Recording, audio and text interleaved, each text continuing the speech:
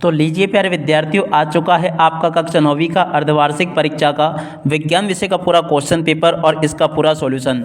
जी हाँ प्यारे विद्यार्थियों, आज मैं यहाँ पर आपको प्रश्न नंबर 1 से लेकर 23 तक का पूरा विज्ञान विषय का क्वेश्चन पेपर बताने वाला हूँ और साथ ही साथ में प्यारे विद्यार्थियों पूरे पेपर का सॉल्यूशन भी मैं आपको बताने वाला हूँ। देख सकते हो पूरा का पूरा आपका जो क्वेश्चन पेपर है ना, उसका सॉल्यूशन हमारे द्वारा कंप्लीट कर लिया गया है। आप सब लोग इसको देख लें और पूरा का पूरा समझ लें।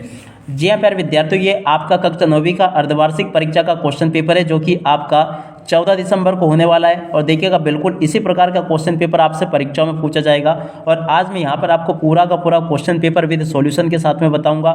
एक भी क्वेश्चन प्यारे विद्यार्थियों यहाँ से आपका मिस नहीं होगा अगर आपने पूरे क्वेश्चन पेपर को अच्छी प्रकार से समझ लिया तो देखिएगा प्यारे विद्यार्थियों, कक्षा 9वीं की अर्धवार्षिक परीक्षा का विज्ञान का क्वेश्चन पेपर इस प्रकार का आपसे परीक्षा में पूछा जाएगा। आप सब लोग इसको देख लें और अच्छे प्रकार से पूरा समझ भी लें। प्रश्न नंबर 1 से लेकर 23 तक के सभी क्वेश्चन और उन क्वेश्चन के आंसर में आज आपको बताने वाला हूं। तो चलो जल्दी से हम आगे बढ़ते हैं, समझते हैं आपके पूरे पेपर को और इसके पूरे सॉल्यूशन को। तो देखिएगा प्यारे विद्यार्थियों, टोटल क्वेश्चन आपके पेपर में 23 पूछे जाएंगे और 75 नंबर का आपका पेपर होगा। आप सब लोग यहाँ से इसको देख लें और अच्छी प्रकार से पूरे पेपर को समझ भी लें। इस प्रकार का क्वेश्चन पेपर प्यारे विद्यार्थियों आपसे परीक्षा में पूछा जा रहा है। आप चलो जल्दी से हम आगे बढ़ते हैं, समझते हैं आपके पूरे पेपर को और इसके पूरे सॉल्यूशन को। तो देखिएगा प्यारे विद्यार्थियों, पेपर आपका परीक्षा में इस प्रकार से पूछा जाएगा। अब चलो इसके बाद में हम आगे बढ़ते हैं, आगे क्वेश्चन और उन क्वेश्चन के आंसर को देखते हैं। तो देखिएगा प्यारे विद्यार्थियों, अगला क्वेश्चन ये यहाँ पर आपको दिया गया है। प्रश्न नंबर 1 लिखा है, सही विकल्प चुनकर लिखिए।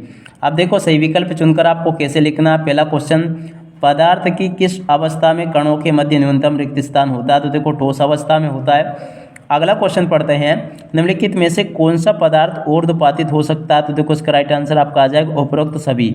क्या लिखोगे यहाँ से आप लोग? उपरोक्त सभी लिख लोगे।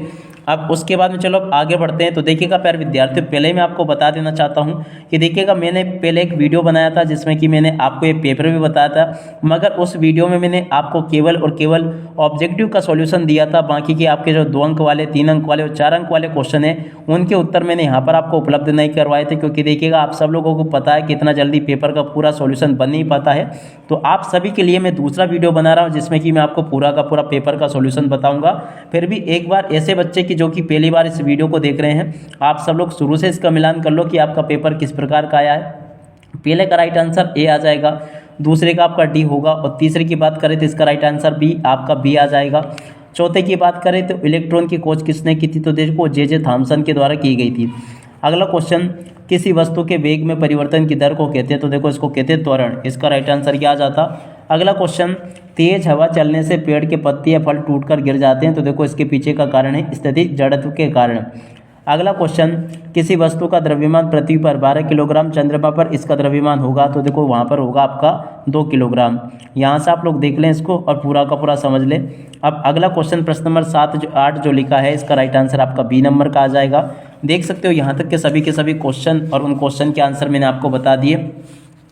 उसके बाद में क्वेश्चन आपके पेपर में परीक्षाओं में इस प्रकार से पूछे जाएंगे। आप सब लोग इनको देख लीजिएगा और पूरे पेपर को समझ लीजिएगा। यहाँ तक कि ए टू जेड सभी के सभी क्वेश्चन और उन क्वेश्चन के आंसर मैंने आपको बता दिए हैं।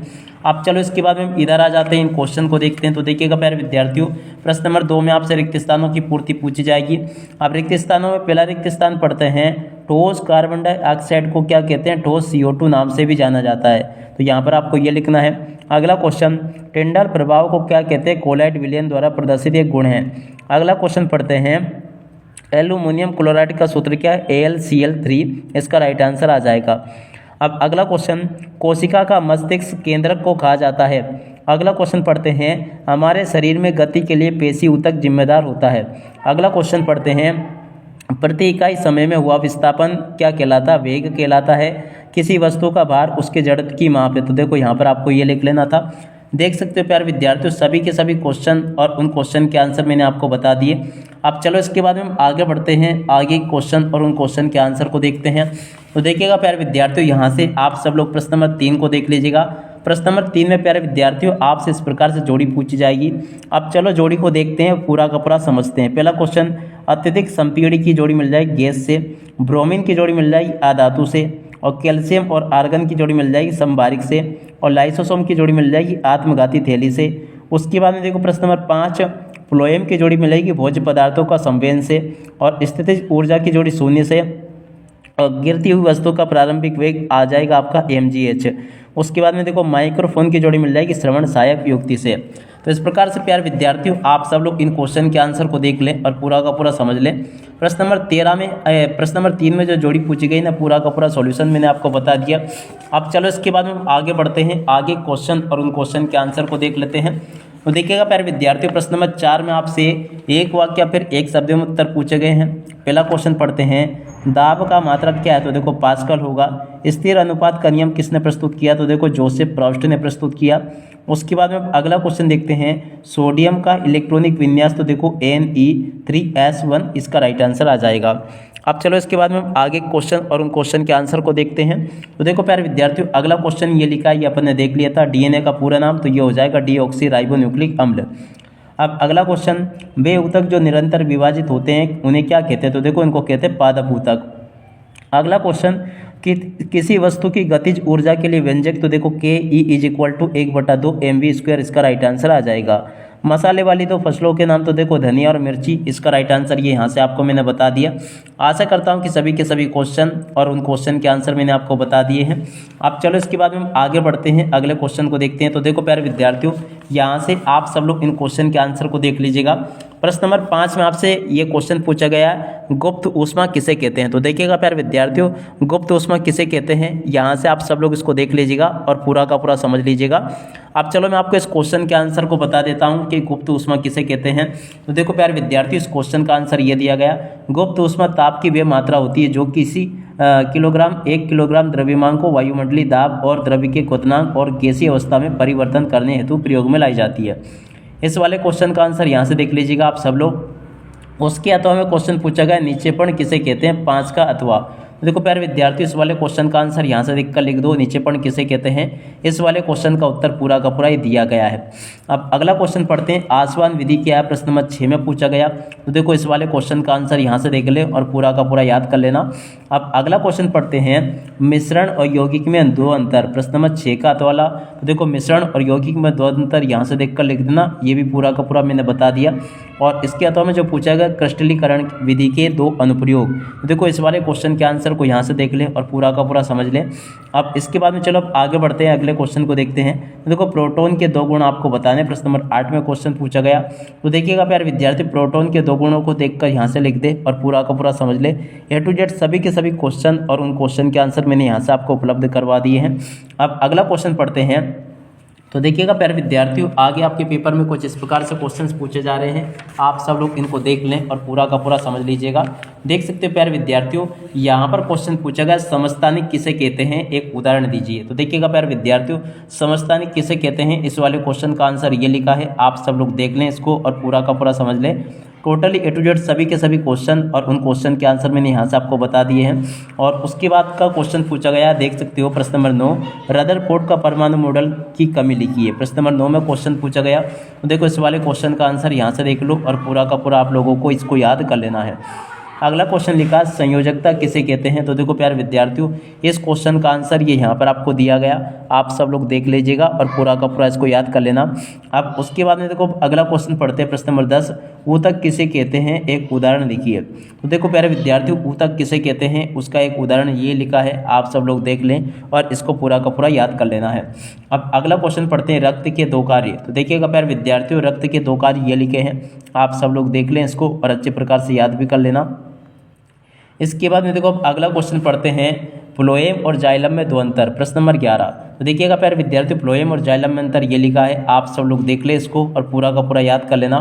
अब अगला क्वेश्चन पढ़ते हैं, जो कि यहाँ पर आपको दिया गया, विभाज्योतक कोशिकाओं की 2 विशेषताएं, 11 का अतवला क्वेश्चन। तो देखो प्यारे विद्यार्थी, इस वाले क्वेश्चन का आंसर ये लिखा है। और उसके बाद में देखो अब अगला क्वेश्चन पढ़ते हैं, जो कि यहाँ पर आपको दिया गया, प्रश्न नंबर 12 में, एक समान गति किसे कहते हैं। प्रश्न नंबर 12 में जो क्वेश्चन पूछा गया ना प्यारे विद्यार्थियों, इस वाले क्वेश्चन का आंसर यहाँ से आप लोग देख लें और पूरा का पूरा याद कर लेना, ये भी मैंने आपको बता दिया। और अगला क्वेश्चन पढ़ते हैं, दूरी और विस्थापन में कोई 2 अंतर, 12 का अतवाला क्वेश्चन।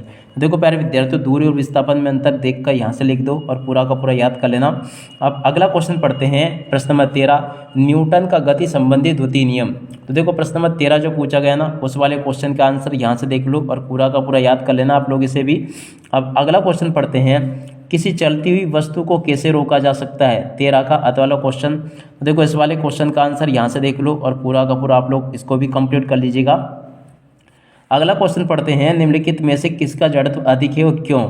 14 का अत वाला क्वेश्चन। तो देखो प्यारे विद्यार्थियों, इस वाले क्वेश्चन का उत्तर यहाँ से देख कर लिख दो और उसके अथवा में जो क्वेश्चन पूछा गया देख सकते हो। यहाँ तक के क्वेश्चन तो मैंने आपको बता ही दिए। अब इसके बाद में देखते हैं किस प्रकार के क्वेश्चन परीक्षाओं में आपसे पूछे गए हैं। एक एक क्वेश्चन के आंसर को देखते हैं। तो देखो ये वाला क्वेश्चन, संतुलित बल किन्हें कहते हैं? तो देखिएगा प्यारे विद्यार्थियों, संतुलित बल किसे कहते हैं, इस क्वेश्चन का आंसर यहाँ से देख कर लिख दीजिएगा। और उसके अथवा में जो क्वेश्चन पूछा गया, मुक्त पतन किसे कहते हैं, इस वाले क्वेश्चन के आंसर को यहाँ से देख लो और पूरा का पूरा लिख लें। अगला क्वेश्चन पढ़ते हैं, उत्प्लावकता क्या है? 15 का अत वाला क्वेश्चन। तो चलो जल्दी से हम आगे बढ़ते हैं और समझते हैं इस वाले क्वेश्चन का आंसर। देखो ये लिखा पूरा का पूरा, उत्प्लावकता क्या है, इस वाले क्वेश्चन के आंसर को देख लें और पूरा का पूरा याद कर लीजिएगा। ये मैंने आपको बता दिया। अब अगला क्वेश्चन, वस्तु के द्रव्यमान और भार में क्या अंतर है? प्रश्न नंबर 16। देखो प्यारे विद्यार्थियों, द्रव्यमान और भार में अंतर पूछा गया, तो इस वाले क्वेश्चन के आंसर को यहाँ से देख ले और पूरा का पूरा याद कर लेना। अब अगला क्वेश्चन पढ़ते हैं, गुरुत्वाकर्षण का सार्वत्रिक नियम लिखिए। 16 का अत वाला। तो देखो प्यारे विद्यार्थियों, इस वाले क्वेश्चन के आंसर को यहाँ से देख लो और पूरा का पूरा इसको याद कर लेना। ये भी मैंने आपको बता दिया अच्छे से। और उसके बाद में देखो अगले क्वेश्चन को देखते हैं, अंतःप्रद्रवी जालिका के 3 कार्य। प्रश्न नंबर 17। देखो प्यारे विद्यार्थियों, इस वाले क्वेश्चन के आंसर को यहाँ से देख लीजिएगा और पूरा का पूरा इसको हल कर लें। अगला क्वेश्चन जो कि इसके अथवा में पूछा गया था, पादप कोशिका का नामांकित चित्र बनाना था, तो इस क्वेश्चन के आंसर को यहाँ से देख लें और पूरा का पूरा कंप्लीट कर लीजिएगा। अब उसके बाद में चलो अब आगे बढ़ते हैं, प्रश्न नंबर 18 को पढ़ते हैं। यहाँ पर क्वेश्चन पूछा गया, ऊर्जा संरक्षण का नियम क्या है, एक उदाहरण देखिए। तो देखो प्यारे विद्यार्थियों, इस वाले क्वेश्चन के आंसर को यहाँ से देख लें और पूरा का पूरा याद कर लेना। यहाँ तक के सभी क्वेश्चन और उन क्वेश्चन के आंसर मैंने आपको बता दिए हैं। अब अगला क्वेश्चन पढ़ते हैं, देखिएगा, 10 किलोग्राम द्रव्यमान की एक वस्तु को धरती से 6 मीटर की ऊंचाई पर उठाया गया है। इस वस्तु में विद्यमान ऊर्जा का परिकलन आपको करना है। जी का मान आपको क्या मानना है? 9.8 ms-2। इसका राइट आंसर आपको ये मानना है और फिर इसका राइट आंसर लेकर आपको आना है। तो चलो 18वां जो क्वेश्चन पूछा गया ना, उसका उत्तर ये दिया गया। आप सब लोग देख लें इसको और पूरा का पूरा इसको याद कर लीजिएगा। अब आगे बढ़ते हैं, अगला क्वेश्चन को देखते हैं। तो देखो प्यारे विद्यार्थियों, प्रश्न नंबर 19 में पूछा गया है, फसलों के उत्पादन में वृद्धि के कोई 3 उपाय बताइए। तो देखो फसलों के उत्पादन में वृद्धि के 3 उपाय ये लिखे हैं, आप सब लोग देख लें इनको और पूरा का पूरा याद कर लेना। अब अगला क्वेश्चन पढ़ते हैं। देखिएगा यहाँ पर, यहाँ तक के क्वेश्चन तो मैंने आपको बता ही दिए। अब इसके बाद में जो क्वेश्चन प्यारे विद्यार्थियों आपसे पूछे गए, चलो मैं आपको उन क्वेश्चन के आंसर बताता हूँ ताकि आप सब लोगों को इन क्वेश्चन के आंसर अच्छे से समझ में आ जाए। प्रश्न नंबर 19 तक के क्वेश्चन तो मैंने आपको बता ही दिए। और उसके बाद में क्वेश्चन पूछा गया, खाद्य और उर्वरक में 3 अंतर। तो चलो जानते हैं कि खाद्य और उर्वरक में 3 अंतर क्या है। तो देखो इस वाले क्वेश्चन का आंसर यहाँ से देख ले और पूरा का पूरा आप लोग याद कर लीजिएगा। अगला क्वेश्चन ये लिखा, प्रश्न नंबर 20, निम्नलिखित के सूत्र लिखिए। तो देखो इनके सूत्र आपको इस प्रकार से लिखकर बताना है, ये भी मैंने बता दिया आपको। अब अगला क्वेश्चन देखते हैं, डाल्टन के परमाणु सिद्धांत के मुख्य बिंदु। तो देखो डाल्टन के परमाणु सिद्धांत के मुख्य बिंदु यहाँ से देखकर लिख देना, ये भी मैंने आपको बता दिया अच्छे से। अब अगला क्वेश्चन पढ़ते हैं, प्रश्न नंबर 21, एक बस की गति 5 सेकंड में 80 किलोमीटर प्रति घंटा से घटकर 60 किलोमीटर प्रति घंटा हो जाती है। बस का त्वरण आपको याद करना। देखो इस वाले क्वेश्चन के आंसर को देख लें और पूरा का पूरा इसको समझ लें। यहाँ तक के सभी क्वेश्चन और उन क्वेश्चन के आंसर मैंने आपको बता दिए। अब चलो इसके बाद में आगे बढ़ते हैं, आगे क्वेश्चन और उन क्वेश्चन के आंसर को देख लेते हैं। देखो अगला क्वेश्चन ये लिखा है, गति के प्रथम परिवर्तन की दर को कैसे ज्ञात किया जाता है, इसे क्या कहते हैं, इसका मात्रक क्या है, ये भी आपको बताना। तो देखो प्यारे विद्यार्थियों, इस वाले क्वेश्चन का आंसर ये दिया गया, आप सब लोग देख लें और पूरा का पूरा इसको याद कर लीजिएगा। यहाँ तक के सभी क्वेश्चंस मैंने आपको बताइए। और इसके बाद में देखो अगला क्वेश्चन पढ़ते हैं, प्रश्न नंबर 22। यहाँ पर लिखा, संपीड़न को और विलयन क्या है। प्रश्न नंबर 22 में पूछा गया क्वेश्चन। तो देखो प्यारे विद्यार्थियों, संपीड़न और विलयन क्या है, इस वाले क्वेश्चन के आंसर को यहाँ से देख ले और पूरा का पूरा इसको याद कर लेना है। अब अगला क्वेश्चन देखते हैं, ये वाला जो कि दिया गया, एक मनुष्य किसी चट्टान के पास देखिएगा ताली बजाता है और उसकी प्रतिध्वनि 22 से 25 के पश्चात सुनाई देती है, और यदि ध्वनि की चाल देखिएगा इतनी होगी तो ली जाए तो चट्टान तथा मनुष्य के बीच की दूरी आपको कितनी मिलेगी। तो देखो प्यारे विद्यार्थियों, इसका आपको उत्तर लिखना है। तो देखिएगा इसका उत्तर ये आ जाएगा, आप सब लोग देख लें इसको और पूरा का पूरा इसको हल कर लेना। अब चलो इसके बाद में हम आगे बढ़ते हैं। तो देखिएगा प्यारे विद्यार्थियों, यहाँ तक के सभी क्वेश्चन और उन क्वेश्चन के उत्तर मैंने आपको बता दिए हैं। अब इसी के साथ में इस वीडियो को यहीं पर पूरा करते हैं। नमस्कार, जय हिंद, जय भारत।